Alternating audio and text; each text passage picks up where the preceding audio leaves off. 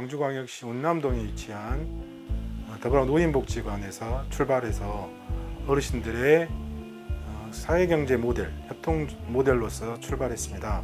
그래서 어르신들의 일자리 창출을 위한 어르신들 스스로가 일자리 창출을 위한 기업을 만들고 거기에서 두부를 만들어서 생산해서 판매하는 일을 해왔었고, 지금은 더불어 노인복지관에 자립하여서 하나의 협동조합을 다시 만들어서 자립해서 두부를 생산, 납품하고 있습니다.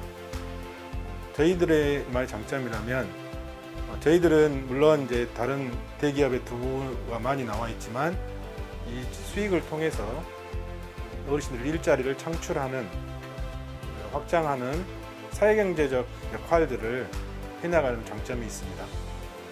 특히나 그리고 또 드셔보신 분들은 정말 고소하고 맛있다는 평을 많이 해주십니다.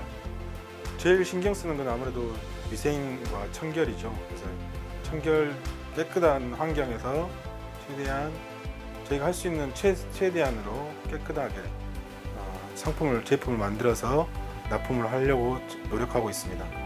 또 지역의 여러 가지 재료들을 사용해서 제품을 만들고 있기 때문에 저희들 제품을 많이 이용해 주시면 지역 경제가, 또 지역의 일자리가 많이 넓혀지고 발전할 수 있다고 자부하고 있습니다. 네.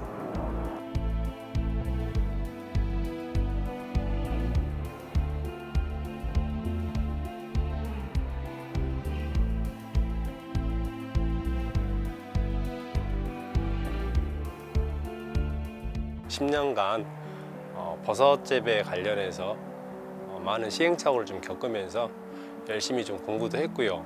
그러면서 버섯 관련 대학들도 많이 다니고 자격증도 많이 좀 가지고 있고요. 그리고 올해 광주에서 처음으로 농업 마이스터에 지금 선정이 좀 되었습니다. 그래서 지금은 어느 정도 버섯 재배에 대해서 좀 자신감을 가지고 있고요.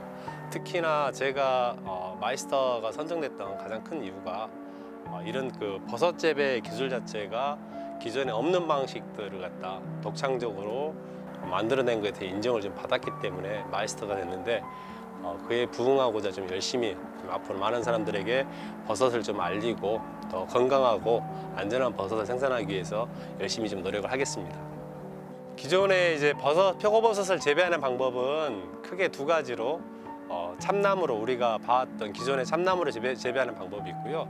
또 하나는 톱밥으로 재배하는 방법이 있는데, 톱밥으로 재배하는 방식들이 여러 가지가 있습니다만은 제가 이제 재배하는 것들은 보시는 것처럼 톱밥 전체에 이렇게 버섯이, 그러니까 기존에 한국에 재배하는 방식들은 상면에만 나오는 방식이었는데, 저는 이렇게 배지 전체에 버섯이 나오는 방식들을 갖다 하게 됨으로 인해 가지고 수확량 자체를 갖다 극대화할 수 있는, 그리고 또 일반 농가에서도 손쉽게 키울 수 있는 방법들을 찾아냈습니다. 네. 제가 생산한 이 버섯들은 원 재료부터 모두 친환경 인증을 받은 재료들을 사용합니다. 톱밥이나 여기에 버섯이 좋아하는 영양분들도 전부 다 친환경 재료들만 사용하고 있고, 또 이걸 직접 제가 다 하나부터 열까지 일반적인 버섯 재배에는 대부분 다 이 버섯이 나오는 걸 이게 배지라고 하는데, 배지를 구입해서 또는 중국에서 수입을 해서 표고를 수확하는 패턴들을 가지고 있는데, 저는 제가 하나부터 열까지 직접 다 만들어 가지고 친환경적으로 재배를 갖다 하고 있습니다. 그래서 가장 안전한 버섯이라고 생각을 하고요. 또 하나는 방사능 검사까지 안전한 버섯으로 나왔기 때문에 우리 아이들이 먹는 데 있어서는 최고로 좀 안전하고 건강한 버섯을 갖다 생산하고 있다는 자부심을 좀 가지고 있습니다. 제가 광주에서 농사를 지으면서 안정적인 판로에 대해서 굉장히 좀 심각한 고민을 갖다 하던 타이밍에 학교급식에 납품하게 되었습니다. 그로 인해 가지고 실은 농가들에게는 건강한 농산물, 안전한 농산물만 생산하게 되면은 안정적인 소득, 매월 월급을 받는 것처럼 그런 소득이 창출되어지게 되었고요. 덕분에 저도 더 좋은 농산물을 생산할 수 있는 기반이 좀 학교급식을 통해서 닿게 되었다라고 좀 정말 감사하다라고 말씀을 좀 전하고 싶고요. 그렇지만 반대로 좀 친환경 농사를 짓고 있는 농민들이 타 지역에 비해서 많이 활성화되지 못하고 있는 이유가 친환경에 대해서 조금 더 행정 당국에서 관심도 좀 가져주고, 그다음에 이 농가들의 농산물의 판로에 대해서 조금 더 행정적으로 좀 지원을 해줬으면, 그리고 마지막으로 이런 그 좋은 먹거리가 지역에서 도시민들과 같이 연계가 되는 어떤 시스템들을 갖다 지금 행정 당국에서 고민하고 있는데, 이게 좀 더 활발하게 좀 발전을 했으면 하는 바람입니다.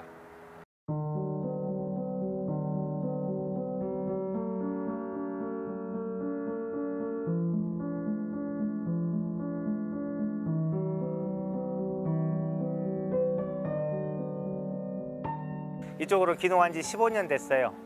주업은 유정란이고요. 유기농 배, 유기농 쌀 같이 하고 있어요. 그 닭을 풀어 키우고 싶어가지고요. 배밭을 임대해가지고 왔어요. 그래서 배밭 3,000평에다가 닭을 풀어 키우고 무항생제 인증, 동물복지 인증, 뭐 헬스업 그런 걸 다 이제 받았고요. 이 닭을 키우는 데 있어서 닭이 먹는 게 제일 중요한데, 사료가 그 주로 미국에서 수입되는 옥수수가 주 성분이거든요. 그래서 그 수입된 옥수수가 유전자 조작됐다고, 그래서 유전자 조작되지 않은 이렇게 non-GMO 사료를 먹이는 게 저희 농장의 핵심이고요.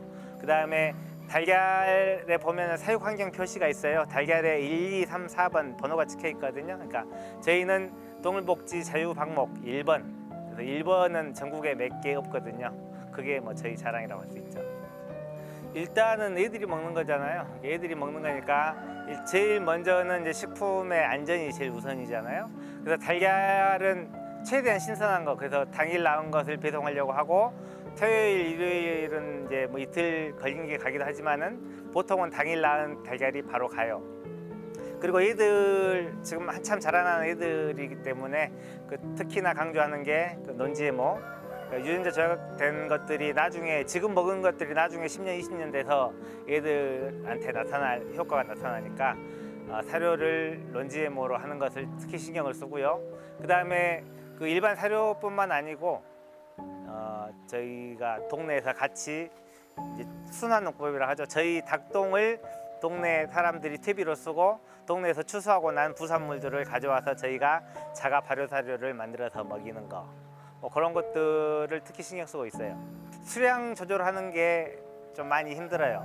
그래서 항상 예상된 물량만 나와야 되는데 더 많이 달라고 하면은 줄 수가 없어서 좀 아쉽고, 그 다음에 저희가 이제 non-GMO 사료를 먹이고 또 방목을 하고 하다 보니까 산란율이 그렇게 높지를 않거든요. 높지를 않아서 이게 기본적으로 일반 유정란보다는 조금 더 가격이 있어요.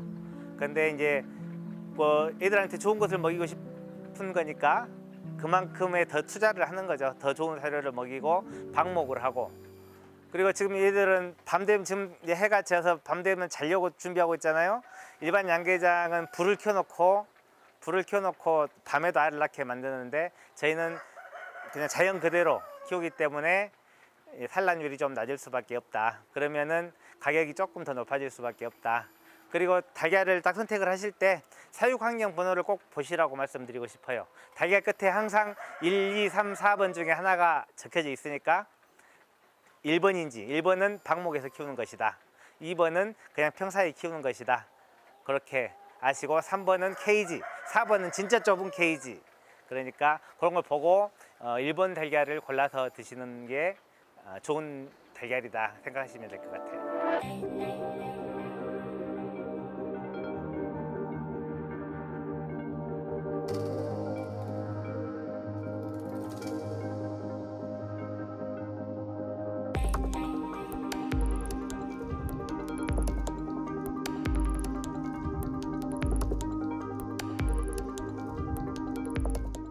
그 학교급식센터는 첫째는 애들한테 안전한 먹거리를 제공하기 위해서 그 첫 번째 목적입니다.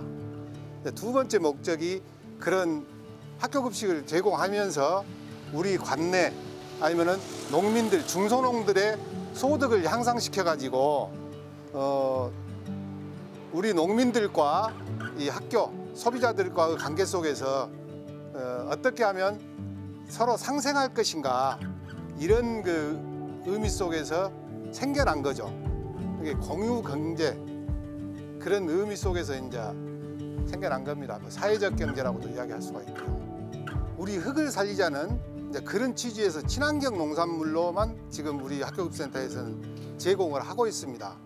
이 친환경 농산물, 그러면은 그 학교에서 발주한 그 물량들을 농민들한테 제공하고, 농민들은 그 계획표에 따라서 그 농사를 지어 가지고 이 학교급센터로 가지고 옵니다.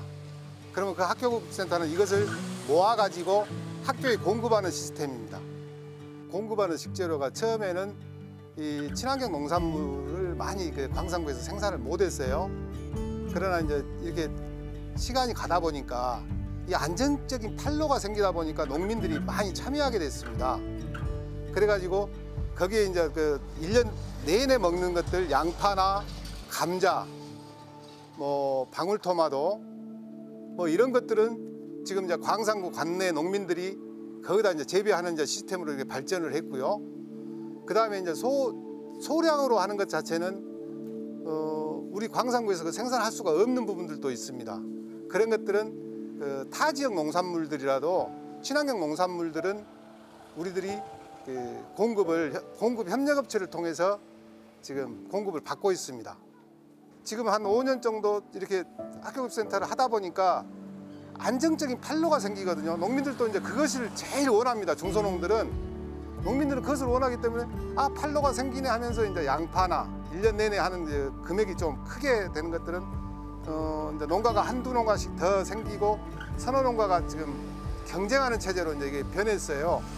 그래서 지금은 서로가 잘 합의해가지고 순서대로 공급은 하고 있지만은 더 많이 생기면 농민 단체에서 어떤 조직을 만들어가지고 그 조직에서 스스로가 결정해가지고 이것을 공급하는 결정체로 했으면 좋겠다 해가지고 아마 광산구 친환경 농민의 그 협동조합이 지금 발족을 하려고 하고 있습니다.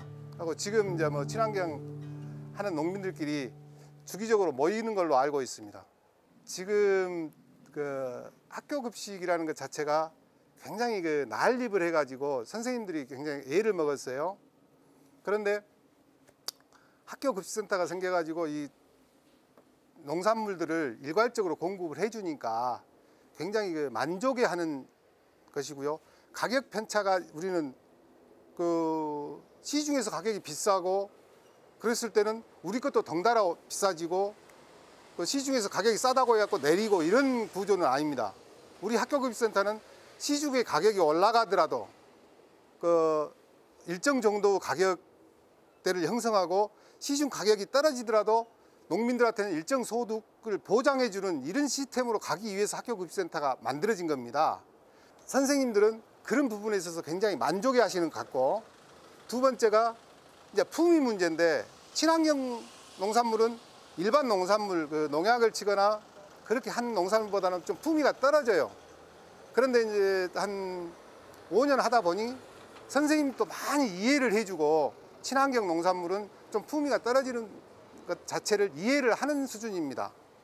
그러나 이제 지금도 그 굉장히 학교에 들어가기 때문에 감자 같은 경우 예를 들었을 때 굉장히 큰 것만 들어가요. 적은 것은 남아있거든요. 이런 것들이 로컬푸드하고 연계시켜가지고 로컬푸드에서 작은 것은 팔고 이렇게 하면서 농가 소득을 올리는 방안들을 강구합니다. 왜냐하면 지금의 그 유통 구조 속에서는 그 사기업에서 유통을 하고 있습니다. 사기업에서는 이익을 창출하기 위해서 하기 때문에 싼 것을 사다가 비싸게 팔므로써 이 그 기업의 이득을 확보할 수가 있거든요. 그런데 이런 것들은 관계적 유통이기 때문에 되도록이면은 중간에서 그 이득을 적게 취하고 농민과 생산자와 소비자의 그 요구를 충실하게 할 수 있는 구조가 돼야 됩니다. 그 구조가 직영 구조죠.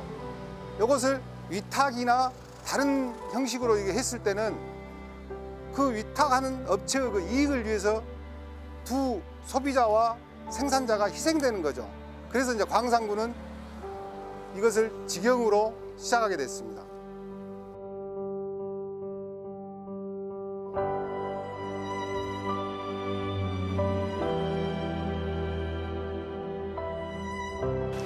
네, 현재 지금 광산구 학교급식지원센터를 통해서 저희가 식재료를 납품을 받고 있는데요.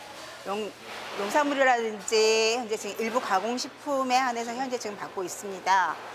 농산물의 경우 현재 지금 친환경 식재료를 위주로 광주 지역, 그다음에 그 외에 전남 인근 지역에서 식재료를 납품받기 때문에 우리 지역의 농민들이 직접 기른 식재료를 저희 학생들이 먹을 수 있어서 굉장히 좋고요. 일단 타 지역보다는 현재 지금 우리 지역의 농민들한테 고생하신 부분이 바로 저희 학생들한테 전해줄 수 있다는 가장 큰 장점이 있습니다. 그리고 일단 광산구 학교급식지원센터를 통해서 저희가 식재료를 납품을 받기 때문에 먼저 지원센터에서 저희 한 번에 더 검증이 이루어져서 저희 식재료가 납품이 되기 때문에 저희가 조금 더 안정성 있는 식재료를 받을 수 있다고 생각을 합니다. 그리고 일반 식재료보다 더 믿고 신뢰하면서 아이들한테 급식을 주고 있습니다. 급식 맛이 어때요? 맛있어요. 맛있어요. 고기도 많이 주세요. 김치 같은 거 다 빼고요. 아, 김치는 좋아하는데. 김치 넣어주세요. 다른 거 다 빼고요. 알겠죠? 감사합니다.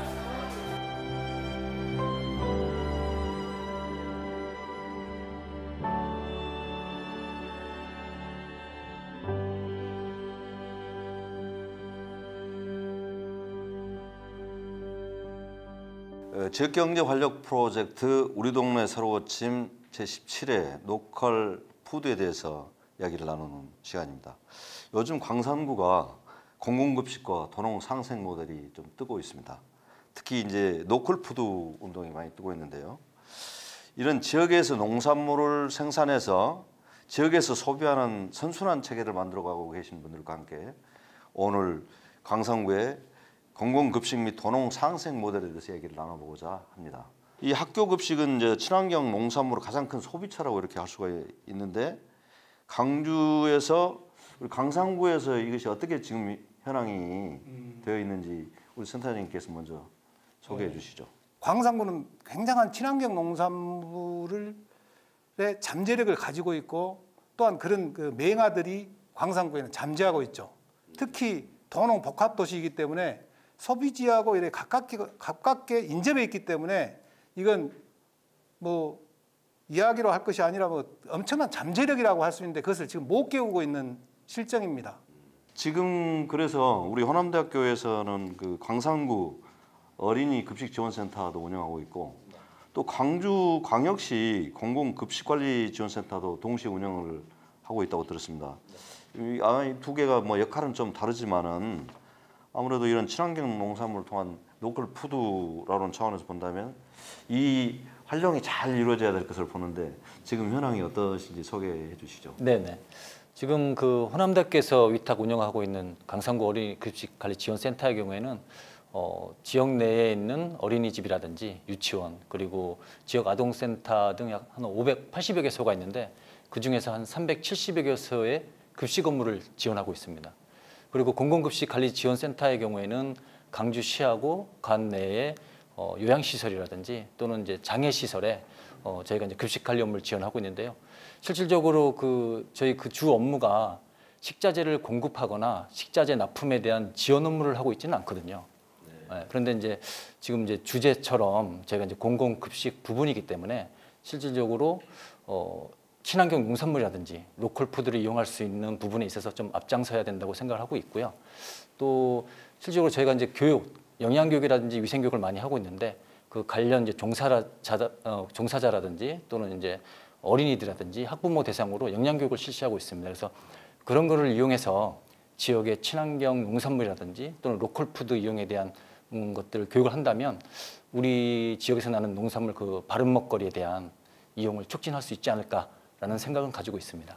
그것을 급식을 하는 학교는 어느 몇 개 정도로 지금? 저희 광산구는 88개 교에서 78개 교를 지금 공급하고 있습니다. 아, 대단하네요. 예. 420개 정도의 농가로부터 얻어지는 생산물을 78개 정도의 학교에 공급을 하는. 광산구 자체적으로는 한 20개 농가가 이제 우리는 농산물만 친환경 농산물만 하고 있기 때문에 20개 농가, 광주시 전체적으로 보면 한 40개 정도 농가들이 참여하고 있습니다.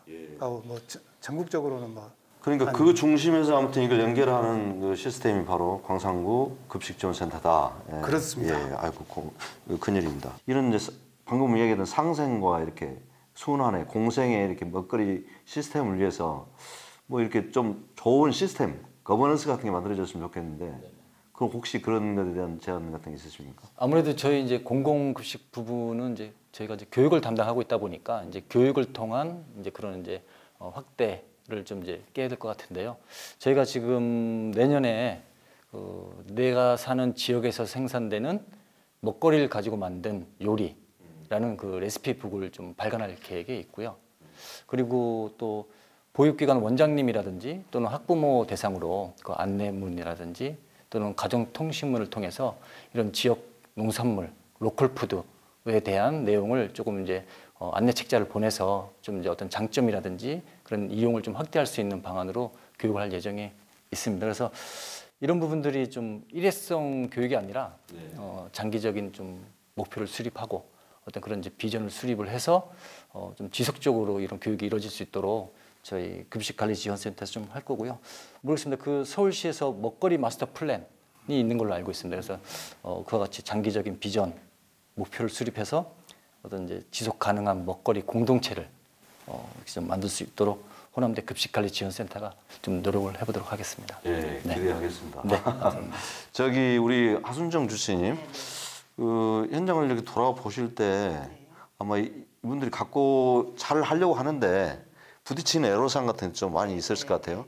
그런 것들이 어떤 거고 또 우리 주치센터에서 그런 걸 어떤 걸 도와줄 수 있는지 그 이야기 좀 해주시면 좋을 것 같습니다. 그 이제 가장 필요로 하는 것은 어쨌든 생산해낸 물품이 잘 팔리는 게 그분들이 가장 많이 바라는 건데 지금 기존에 이제 그 쭉 해왔던 방식으로만 하고 거기에 또 개별 농가들이다 보니까 그걸 전문적으로 이렇게 마케팅을 하거나 이런 점들은 어려움이 있잖아요. 최근에는 이제 다양한 농산물들이 나오고 있거든요. 근데 그 농산물이 우리 지역에 이렇게 뭔가 대표적인 음식으로 소개되거나 그러지는 못하는 것 같아요. 그래서 최근에 우리 청년 창업한 1913 송정역 시장이나 이런 데 있는 친구들도 보면 젊은 청년 창업가들 같은 경우는 지역의 자원을 활용해서 그러니까 창업을 해서 성공하는 사례들이 있거든요. 그런 것을 이제 로컬 비즈니스라고 해서 지역에 나온 농산물을 활용한 어떤 제품 또 이제 창업 이런 그래 뭐 우리 강산 우리밀이 굉장히 그 대표적인 농산물인데 우리밀을 활용한 맥주. 그래서 이제 그런 부분에 이 젊은 창업가들의 도전적인 그런 접근이 이루어진다면 좋겠다라는 생각이 들었고 또 이제 그 먹자 골목들이 각 골목마다 있잖아요.